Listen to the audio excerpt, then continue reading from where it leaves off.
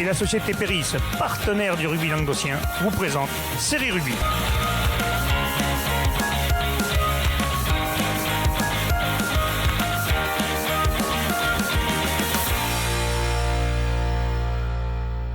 Bonjour mesdames, messieurs, bienvenue à Série Rugby, votre émission sur rugby amateur de la régionale à la fédérale. Avec mes salles chroniqueurs, salut Benja. Ça va Alain? C'est le retour, ça y est. Ça y est. Le genou est neuf. À peu près. Allez, c'est beau ça. Ça graisse, mais ça va. Tu peux filer un plâtre à Bubu qui a fait du bruit il y a 3 secondes. Bonjour Bubu. Salut. Il s'est lâché ou quoi? Ouais, Il fait tape dans les mains, lui, ça y est. J'ai claqué là. On aurait dit le pingouin de Madagascar. C'est la fin de saison, peut-être, il est content. Il pète les plombs. Allez, on va commencer par les résultats. On commence par les résultats de la Régionale 3. Canedo de jouer le Rugby Club Bédaride, victoire de Canedo, donc ici en finale.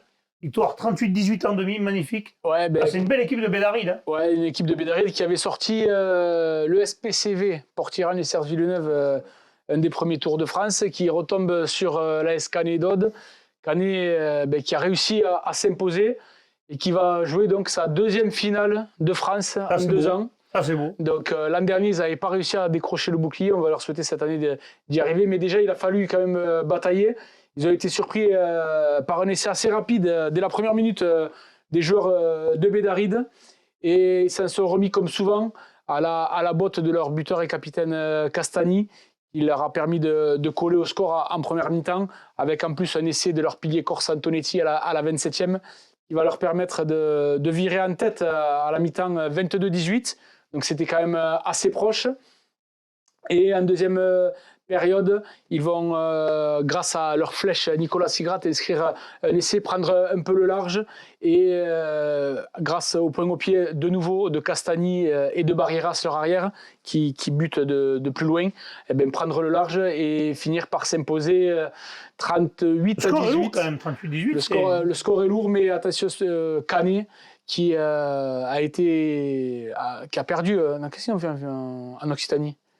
Ils étaient éliminés par Kerkorb. L'US Kerkorb, ils se fait battre par Ville-Nouvelle en championnat de France, et Canet après avait battu qu'autre chose. Voilà. Mais Canet avait arrêté l'histoire de Ville-Nouvelle. Mais j'y étais la semaine dernière. Donc, voilà. Et donc Canet qui va pouvoir essayer d'aller chercher un titre de France. L'an dernier, c'est passé à côté. Ils ont raflé le bouclier des terroirs, si je me rappelle bien. Donc, ils pourraient peut-être faire le doublé. On va le faire. Le seul petit ombre au tableau, malheureusement, c'est qu'il y a une petite générale à la fin et qu'ils ont pris un carton rouge. Donc, il y a un joueur qui va être privé d'une finale. C'est quand même dommage. C'est Benjamin Rey, le deuxième ligne, qui malheureusement va louper la Il était finale. inconsolable, apparemment. Oui, bien sûr. Tu sais que tu vas faire une finale et que surtout quand c'est la dernière minute, tu dis, bon, l'arbitre, il aurait peut-être pu mettre un jaune au lieu d'un rouge. Ça se relité pour rien aussi. Ils ont distribué un peu des cartons rouges rapidement ce week-end. Moi, j'en ai vu aussi, on en parlera plus tard, en Régional 2, mais je trouvais que l'arbitre a privé les joueurs de demi-finale, de finale, et c'est pas bien. Qu'est-ce qu'ils prennent Canet en finale? Canet va prendre... On en parlera vendredi, ça. On en parlera vendredi, c'est l'équipe qui a tombé Cornillane, notamment, au tour précédent. Allez, on passe aux demi-finales du Challenge de France. Nissan-Colombier joué Saut de Navaille. Victoire de l'US Saut de Navaille, 19-16. Ouais, Nissan Colombier qui a malheureusement loupé son début de rencontre. Ils sont complètement passés au travers sur les 30 premières minutes. Ils ont subi la loi de Saut de Navaille, l'US Sautoise. Ils étaient menés 13-6 à la mi-temps. Ils vont revenir 13 partout après la mi-temps.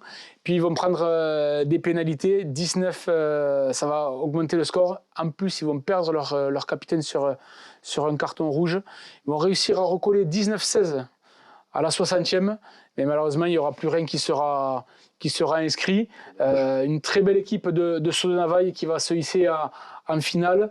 Un très bon accueil du club du Fousseret, mais j'ai pu échanger avec un des entraîneurs de Nissan, Nissan Colombier. Et bon, il était content du parcours parce que c'est un club, n'oublions pas, qui se remonte cette année, qui a su fédérer les 2 villages. Demi-finale de challenge, et tu as gagné le challenge en Occitanie. On se rappelle qu'il y avait eu du remous avec après le changement de présidence et tout ça. Donc ils ont su refédérer les gens autour d'eux. Malheureusement, il y avait la place. Ils avaient quand même un petit goût amer dans la bouche, mais ils sont quand même fiers du parcours. Une belle saison. Quand on les a reçus ici là, en début d'année, je pense qu'ils auraient signé pour faire français avec les pieds, finale. D'ailleurs, sur l'émission de demain, on va recevoir Mogio Carnon, c'est pareil. Ils font un super parcours en challenge. Tu leur aurais dit ça, tu vois, ils vont Bien nous sûr. dire ils auraient Mais signé les deux mecs. Comme tout le monde, c'est Allez, un petit mot sur la Coupe d'Occitanie, ce qu'on appelle la Coupe Pimpin, mais qui permet quand même, il faut dire quand même, messieurs, ça permet quand même de jouer au rugby, sinon il y a un certain mois de mars, ils auraient fini. Donc, en Régional 3, l'Avenir Auviziez a battu Vendargue 19-16. Ouais, c'est dommage pour les Vandargois. Cette année, ça leur aura pas souri, que ce soit Non, ils n'ont pas eu de championnat chance. ou- Et par contre, Ponteilla a battu Pratéen sur le score de 9-3. Ouais. Praté, c'est des C'est arrivées. que Vivier, par contre, il y avait la fête ce week-end, donc je pense qu'ils ont dû avoir du monde et ils ont dû faire une belle troisième mi-temps. Donc, on aura un représentant comme en finale, pense. parce que Finale. Ponteilla sera en finale face Ouais, se à l'Avenir jouera aussi, Olympique Viviez. On va leur souhaiter le mieux. Et après, en Régional 2 et Régional 1, l'Alaric a battu l'US Les Adoises 15-6. Les aides sur l'aise, ouais. Et Rabastens-Coufouleux a battu l'Avenir Montclaris, Montclaret. pardon, Montclaret. 43-12. Je devrais écrire plus petit les mots comme ça. C'est mieux les dire. Déjà, j'ai des lunettes, Excusez-moi, je fais comme C'est je fou. peux. Donc l'Alaric en finale face à Rabastens-Coufouleux. Voilà, Donc, c'est une belle finale, ça un aussi. petit titre à aller chercher pour nos amis au doigt. Parfait. On passe à la Régionale 2, messieurs. Corbière a joué l'URC Auvezer, victoire de Corbière Auvezer, 32-13. Et Corbière, toujours dans sa marche en avant, hein. Deux boucliers déjà, il va essayer avec Corbière sans coup fait rire, sans être trop inquiété, une large victoire. Ils menaient Et déjà. plusieurs matchs, ils mettent 30 points quand même. Ouais, ils avaient pris le match par le bon bout. On essaie de Zuko dès la deuxième minute, puis Bariac, troisième ligne à la 25e. Nicolas Jiménez, le capitaine, à la 32e. Ils avaient déjà fait le break en première mi-temps. On le sait, c'est une grosse machine, Corbière 15. Ils sont taillés pour Une belle machine. aller chercher ce bouclier. Il reste une marche avant d'arriver à la finale. On rappelle qu'ils sont premiers en Régional 1. Hein. Oui. Donc ça va être une des grosses équipes l'année prochaine de la Régional 1. Ils ont tenu leur rang sans trembler. Zuko, c'est l'Ailier qui joue à Carcassonne, il me semble, Je ne non? saurais pas te dire, c'est pas En espoir possible. et tout, Faut oui, pas il me dire de semble. bêtises. En tout cas, bon, les Périgourdins qui ont quand même essayé de relever la tête, mais c'est face à Corbière, on le sait, c'est C'est compliqué. compliqué. Montréal-Montadi jouait l'US Millas, ça se jouait à Le Cap. D'ailleurs, on y était avec Lolo, donc on n'a pas vu d'interview, on s'en excuse. Vous savez, on est bon chroniqueur, mais on n'est pas bon technicien, donc on a branché le micro, mais ça n'a pas marché. Donc, victoire Bravo. de Moi, j'ai dit Millas, bravo, 26-23. bravo. On a été bon. C'est Le pas toi Caboulin qui de l'as fait, l'année. ça? Non, Qui moi, c'est qui j'ai avait jamais fait une ça. année qui avait branché le micro que ça n'avait pas marché? Non, Alors, non, c'est non. arrivé, Renaud nous le dira. Et une année, c'est arrivé, il y en a un qui avait branché le micro, ça ne marchait pas. Et là, c'est tombé sur toi. Ben, Sur banco. nous, ouais, Lolo et moi, c'est Pour moi un qui l'ai DJ, quand branché. même, ça me fout mal. Hein. Hein. Je ne connais pas le Ouais, dire, alors mais chaque plus que les caméras, je sais pas m'en servir. Alors moi c'était tout blanc, j'ai appelé Renaud, j'ai dit c'est tout blanc. Qu'est-ce qu'on fait? Il m'a dit appuie sur le bouton. J'ai dit lequel? le bleu, le fil rouge sur le bouton rouge. Non, mais bon, on a réussi, malheureusement on n'a pas réussi, donc excusez-nous, nos amis de Millas. Bon, on a vu un beau match, hein, Montréal-Montadi qui aurait pu faire le coup. C'était un gros match, ouais. Deux belles équipes, mais Mias qui a commencé très fort d'entrée de jeu Ouais, à la mauvais 4e entente de minute, ouais, Montréal-Montadi. qui a inscrit un essai par le 3e ligne Vincent qui sera transformé. Les Rouges et Bleus de Montréal-Montadi vont revenir avec une pénalité de Ludo Brandon à la 15e, 7-3. Ensuite, Montréal qui va être vachement pénalisé, Mias qui a envoyé du jeu en première mi-temps. Et le buteur catalan va scorer. Martinez, ouais. Il va sanctionner les Un bon zérotés. buteur, hein, il a été propre. Ça tourne à 16-3 à la mi-temps. Je pense qu'à la mi-temps, les joueurs de Montréal ont dû se faire souffler dans les oreilles. Ils sont revenus un petit peu. Je pense surtout que Greg avec Garcia a une- dû leur dire les gars, vous jouez pas, il faut jouer au rugby. Ouais, et là, ils voilà. sont mis à jouer. Je pense qu'ils sont sortis avec une grosse paire, comme on dit. Oui. Et donc ils vont se réveiller, ils vont revenir avec de meilleures intentions. Ludo Brandon qui va inscrire 2 pénalités pour revenir à 16-9. Et, C'est vrai qu'il y a une petite échauffourée. et là, ensuite, une petite. Avec qui était en plus. Oui, petite oui, j'y étais. échauffourée. Franchement, messieurs, je vais vous le dire, c'était très laid. Voilà, vous n'êtes pas l'image du rugby. L'image du rugby qu'on veut montrer, c'est pas ça. Bah, dans les tribunes, parce que vous êtes à 2,50 g dans chaque poche, c'est moche. Je vous le dis tout de suite. L'arbitre, il fait des erreurs, il en a fait, c'est vrai, moi je les ai vus, il en a fait. Accordé un essai qui était peut-être pas, une pénalité à la fin qui n'y est pas non plus. Mais bon, c'est pas pour autant qu'il faut se battre comme des Mongoliens. C'est ça. Voilà, le rugby, c'est sur le terrain, pas en dehors. Voilà, c'est tout. Le message est passé. Tu peux C'est bon. continuer. Le message est C'est bon, passé. il est passé. Donc, un carton rouge de chaque côté catalan et côté héroté. Ouais, là aussi, c'est cher Là payé, aussi, parce que apparemment, tu prives les c'est, mecs de demi-finale. C'est pas bien, tu peux mettre 2 jaunes, ça aurait suffi largement. Je pense qu'ils ont Oui, des. ça suffisait. Ils ont des. Ouais, ils ont peut-être des directives Je pour pense des justement directives, sévir, donc. mais je pense que ça méritait pas. On a cru, Montréal qui va revenir. on a cru après. qu'ils allaient arrêter le match. Pendant un temps, on s'est demandé dans les tribunes si l'arbitre Ça n'allait dure pas un arrêter moment. le match. Apparemment, ça dure un moment. Ouais. Ouais, ça a duré quelques minutes et on s'est dit est-ce que l'arbitre ne va pas arrêter le match pour dire que l'esprit est trop, c'est trop Tendu. délétère autour du terrain. C'est Et ça. finalement, il a fait reprendre et c'est Tant mieux parce qu'on a vu une fin de match quand même où ça Voilà, joue, donc là, retour au terrain. Donc, Voilà. Montréal, je ne sais pas si ça les a survoltés ou pas. Donc, à la 67e minute de jeu, Ludo Brandon qui va faire une transversale et l'ailier catalan qui va se louper sur le dégagement. Il fait une passe. Il fait une passe. Il fait une passe au pied. C'est l'ailier Ortega qui va inscrire un essai qui sera transformé. 16 partout à la 67e. 5 minutes plus tard, sur une touche catalane, les Catalans vont marquer un essai par Tuxagas en force, qui sera transformé 23-16 pour les Catalans. Tout le monde croyait que c'était fini. C'est ça. Et là, à la 78e, c'est Montréal, à force de pick and go, qui va inscrire un essai en force par le numéro 8 Paillon à la 78e, qui sera transformé. Ce jeune Paillon est un très beau joueur. Il a fait un match époustouflant. Mais tous les joueurs de Montréal, enfin, par la première mi-temps où ils ont eu du mal à rentrer, mais la seconde après, c'est pas la même équipe. Hein. C'est vraiment une très belle équipe. Parce que je ne sais pas s'ils avaient mis des cadres au repos peut-être en première mi-temps. Je ne sais pas, ils avaient fait. Juste, je pense qu'ils ont raté leur entrée de match. Ouais. Ils ont raté leur entrée de match. Après, même Paillon, il est sorti, il l'a fait sortir, il l'a fait rentrer. Hein. Pourtant, ils sont habitués quand même à jouer à ce niveau-là, c'est dommage. Hein. Et ensuite, sur le coup d'envoi de cet essai, apparemment. C'est simple, le joueur de Montréal fait un en avant, repris devant qui a rebondi sur lui, mais il ne joue pas le ballon. Voilà. Donc l'arbitre aurait pu très bien laisser jouer, les mecs auraient pu jouer. Il a préféré siffler une pénalité. Il a préféré siffler une pénalité, donc 40 mètres en face de poteau. Apparemment, le buteur de Mias a pris tout son temps aussi. C'était le jeu, donc. Non, aussi d'un côté comme de l'autre. Parce que l'arbitre n'est pas. Montréal paye plus son mauvais début de match. Moi, j'ai discuté avec Greg Garcia et avec. Oui, c'est sûr. L'entraîneur, il paye plus son mauvais début de match que vraiment l'arbitrage. L'arbitrage, c'est un fait de match. Mais si tu fais un meilleur début de match. Après, quand tu tournes à 16-3 à la mi-temps, déjà, c'est quand même. C'est rageant. C'est quand même un quart de France. C'est dommage, j'ai reçu un arbitre catalan qui arbitrait l'équipe catalane. Voilà. De quoi? D'origine catalane, on va dire. D'origine catalane, il habitait longtemps là-bas, maintenant il habite à Avignon. Je pense que même lui, il aurait dû le refuser pour éviter qu'il y ait des amalgames, parce qu'après les gens font des amalgames. Tu vois, j'allais te dire peut-être quelque chose du bien sur les arbitres, mais je ne vais pas le dire. Après, peut-être qu'à ce niveau-là, les arbitres doivent être quand même. Oui, de même, comme tu dis. Surtout qu'il y avait un arbitre de touche qui est un arbitre de Pro D2. Il aurait peut-être dû lui être au centre. C'est ça. Il arbitre avec qu'on a vu, comment il s'appelle, qu'on connaît bien comme arbitre. Plusieurs. Si. Wayne Barnes. Wayne Barnes, il est con. Frédéric Chazal. Hein? Frédéric Chazal. Voilà, il y avait Fred. Je suis désolé, Fred, j'ai perdu ton nom. Fred, il était là et à la limite, Fred aurait arbitré, il n'aurait peut-être pas eu ça. Voilà, c'est dommage. Bon, il y a eu du monde apparemment aussi. Un très bon match, il y a eu du monde. Bien reçu toujours par nos amis de Lecate, un président qui était au four et au moulin. Comme et l'équipe de bénévoles toujours au top niveau. On passe maintenant au quart de finale du Challenge de France. Ouvrier Cuxac-Saint a joué le pays de l'Arbrel RC. Voilà. Victoire de Ouvrier Cuxac-Saint 28-13. 28-13, Ouvrier Cuxac-Saint là aussi, qui arrive en demi-finale.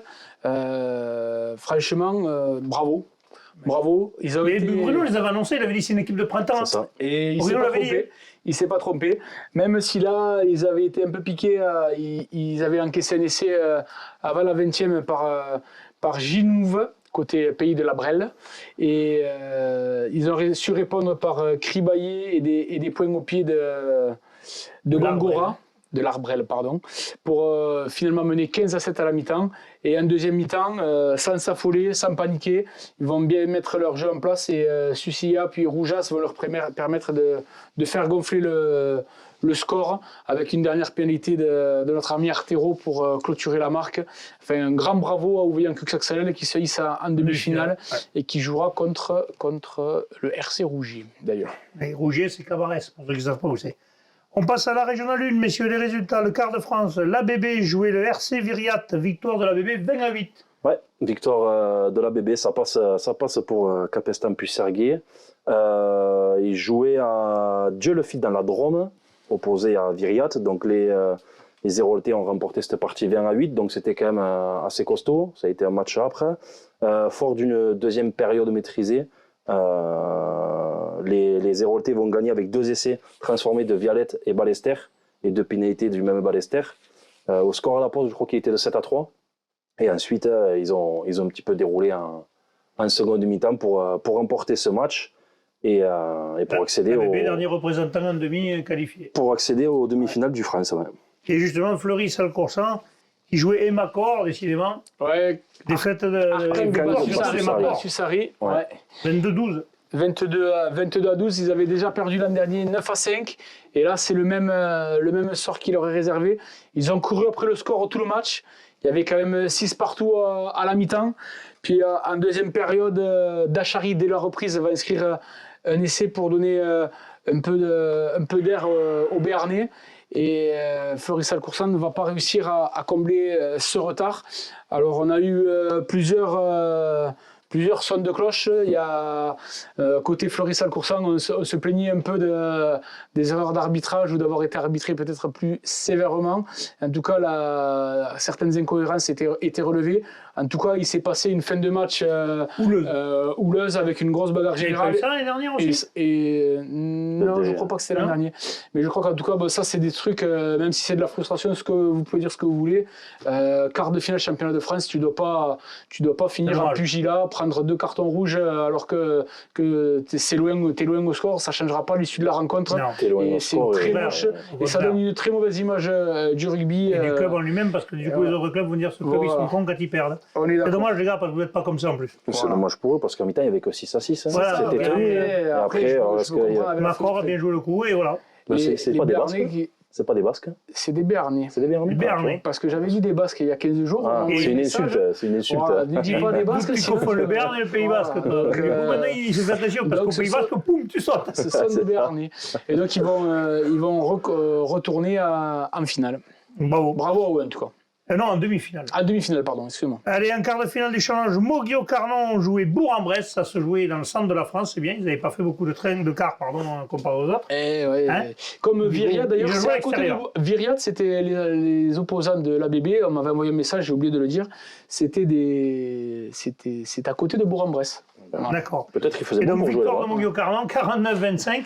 Moguio-Carnon qu'on recevra demain, nous recevrons le directeur du club, Yvan, ainsi que le coach et le manager des joueurs, c'est-à-dire Frédéric. Ouais. Et on verra, on a une belle émission avec eux, un club sympa, et franchement, il y a des choses à faire avec dans le rugby. Des choses à dire, Et Moguio-Carnon qui, face au vent en première période, a subi un petit peu contre le vent.